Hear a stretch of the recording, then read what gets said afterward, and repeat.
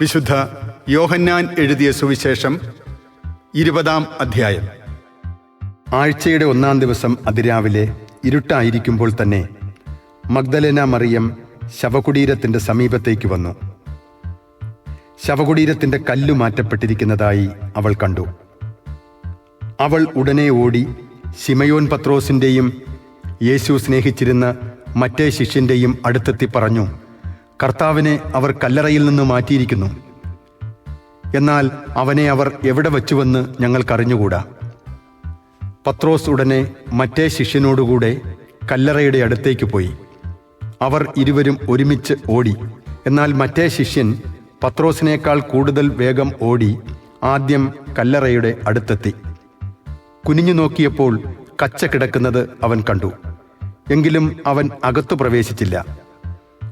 അവൻ്റെ പിന്നാലെ വന്ന ശിമയോൻ പത്രോസ് കല്ലറയിൽ പ്രവേശിച്ചു. കച്ച അവിടെ കിടക്കുന്നതും തലയിൽ കെട്ടിയിരുന്ന തൂവാല കച്ചയോടുകൂടെയല്ലാതെ തനിച്ച് ഒരിടത്ത് ചുരുട്ടി വച്ചിരിക്കുന്നതും അവൻ കണ്ടു. അപ്പോൾ കല്ലറയുടെ സമീപത്ത് ആദ്യം എത്തിയ മറ്റേ ശിഷ്യനും അകത്തു പ്രവേശിച്ച് കണ്ടു വിശ്വസിച്ചു. അവൻ മരിച്ചവരിൽ നിന്ന് ഉയിർത്തെഴുന്നേൽക്കേണ്ടിയിരിക്കുന്നു എന്ന തിരുവെഴുത്ത് അവർ അതുവരെ മനസ്സിലാക്കിയിരുന്നില്ല. അനന്തരം ശിഷ്യന്മാർ മടങ്ങിപ്പോയി. മറിയം കല്ലറയ്ക്ക് വെളിയിൽ കരഞ്ഞുകൊണ്ട് നിന്നു. അവൾ കരഞ്ഞുകൊണ്ടിരിക്കുമ്പോൾ കുനിഞ്ഞ് കല്ലറയിലേക്ക് നോക്കി. വെള്ളവസ്ത്രം ധരിച്ച 2 ദൂതന്മാർ യേശുവിൻ്റെ ശരീരം വെച്ചിരുന്നിടത്ത് ഒരുവൻ തലയ്ക്കലും ഇതരൻ കാൽക്കലുമായി ഇരിക്കുന്നത് അവൾ കണ്ടു. അവർ അവളോട് ചോദിച്ചു, സ്ത്രീയെ, എന്തിനാണ് നീ കരയുന്നത്? അവൾ പറഞ്ഞു, എൻ്റെ കർത്താവിനെ അവർ എടുത്തുകൊണ്ടുപോയി. അവർ അവനെ എവിടെയാണ് വച്ചിരിക്കുന്നത് എന്ന് എനിക്കറിഞ്ഞുകൂടാ. ഇത് പറഞ്ഞിട്ട് പുറകോട്ട് തിരിഞ്ഞപ്പോൾ യേശു നിൽക്കുന്നത് അവൾ കണ്ടു. എന്നാൽ അത് യേശുവാണെന്ന് അവൾക്ക് മനസ്സിലായില്ല. യേശു അവളോട് ചോദിച്ചു, സ്ത്രീയെ, എന്തിനാണ് നീ കരയുന്നത്? നീ ആരെയാണ് അന്വേഷിക്കുന്നത്? അത് തോട്ടക്കാരനാണെന്ന് വിചാരിച്ച് അവൾ പറഞ്ഞു, പ്രഭോ, അങ്ങ് അവനെ എടുത്തുകൊണ്ടുപോയെങ്കിൽ എവിടെ വച്ചു എന്ന് എന്നോട് പറയുക, ഞാൻ അവനെ എടുത്തുകൊണ്ടുപോയിക്കൊള്ളാം. യേശു അവളെ വിളിച്ചു, മറിയം. അവൾ തിരിഞ്ഞ് റബ്ബോനി എന്ന് ഹെബ്രായ ഭാഷയിൽ വിളിച്ചു, ഗുരു എന്നർത്ഥം. യേശു പറഞ്ഞു, നീ എന്നെ തടഞ്ഞു നിർത്താതിരിക്കുക. എന്തെന്നാൽ ഞാൻ പിതാവിൻ്റെ അടുത്തേക്ക് ഇതുവരെയും കയറിയിട്ടില്ല. നീ എൻ്റെ സഹോദരന്മാരുടെ അടുത്ത് ചെന്ന് അവരോട്, ഞാൻ എൻ്റെ പിതാവിൻ്റെയും നിങ്ങളുടെ പിതാവിൻ്റെയും എൻ്റെ ദൈവത്തിൻ്റെയും നിങ്ങളുടെ ദൈവത്തിൻ്റെയും അടുത്തേക്ക് ആരോഹണം ചെയ്യുന്നു എന്ന് പറയുക. മഗ്ദലേന മറിയം ചെന്ന്, ഞാൻ കർത്താവിനെ കണ്ടു എന്നും അവൻ ഇക്കാര്യങ്ങൾ തന്നോട് പറഞ്ഞു എന്നും ശിഷ്യന്മാരെ അറിയിച്ചു. ആഴ്ചയുടെ ആദ്യ ദിവസമായ അന്ന് വൈകിട്ട് ശിഷ്യന്മാർ യഹൂദരെ ഭയന്ന് കതകടച്ചിരിക്കെ യേശു വന്ന് അവരുടെ മധ്യേ നിന്ന് അവരോട് പറഞ്ഞു, നിങ്ങൾക്ക് സമാധാനം.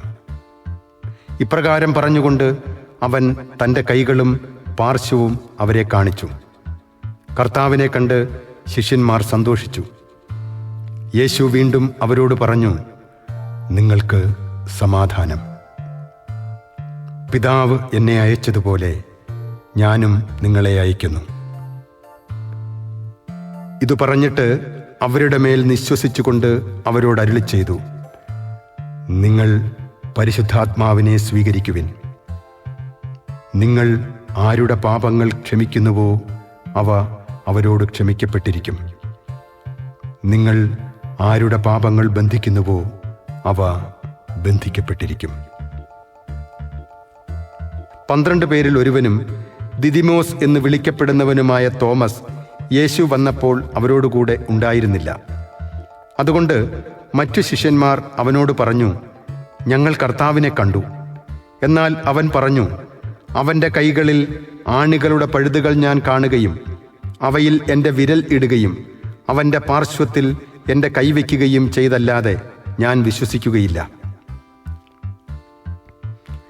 8 ദിവസങ്ങൾക്ക് ശേഷം വീണ്ടും അവൻ്റെ ശിഷ്യന്മാർ വീട്ടിൽ ആയിരുന്നപ്പോൾ തോമസും അവരോടുകൂടെ ഉണ്ടായിരുന്നു. വാതിലുകൾ അടച്ചിരുന്നു. യേശു വന്ന് അവരുടെ മധ്യത്തിൽ നിന്നുകൊണ്ട് പറഞ്ഞു, നിങ്ങൾക്ക് സമാധാനം. അവൻ തോമസിനോട് പറഞ്ഞു, നിന്റെ വിരൽ ഇവിടെ കൊണ്ടുവരിക, എൻ്റെ കൈകൾ കാണുക. നിന്റെ കൈ നീട്ടി എൻ്റെ പാർശ്വത്തിൽ വയ്ക്കുക. അവിശ്വാസിയാകാതെ വിശ്വാസിയായിരിക്കുക. തോമസ് പറഞ്ഞു, എൻ്റെ കർത്താവേ, എൻ്റെ ദൈവമേ. യേശു അവനോട് പറഞ്ഞു, നീ എന്നെ കണ്ടതുകൊണ്ട് വിശ്വസിച്ചു. കാണാതെ തന്നെ വിശ്വസിക്കുന്നവർ ഭാഗ്യവാന്മാർ. ഈ ഗ്രന്ഥത്തിൽ എഴുതപ്പെടാത്ത മറ്റനേകം അടയാളങ്ങളും യേശു ശിഷ്യരുടെ സാന്നിധ്യത്തിൽ പ്രവർത്തിച്ചു. എന്നാൽ ഇവ തന്നെയും എഴുതപ്പെട്ടിരിക്കുന്നത് യേശു ദൈവപുത്രനായ ക്രിസ്തുവാണെന്ന് നിങ്ങൾ വിശ്വസിക്കുന്നതിനും അങ്ങനെ വിശ്വസിക്കുക നിമിത്തം നിങ്ങൾക്ക് അവൻ്റെ നാമത്തിൽ ജീവൻ ഉണ്ടാകുന്നതിനും വേണ്ടിയാണ്.